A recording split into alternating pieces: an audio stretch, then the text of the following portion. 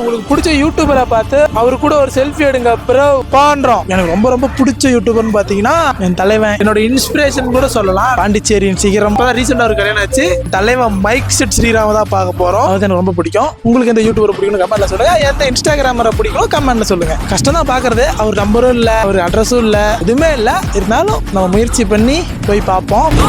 பாண்டிச்சேரி வந்துட்டோம். காலையில் சாப்பாடு சாப்பிட்டு தேட ஆரம்பிச்சிட்டோம். எங்க தேடுறதுனே தெரியல. மதிய சாப்பாடு சாப்பிட்டு மறுபடியும் தேட ஆரம்பிச்சிட்டோம். 2 மணி எங்க தலைவா இருக்கு.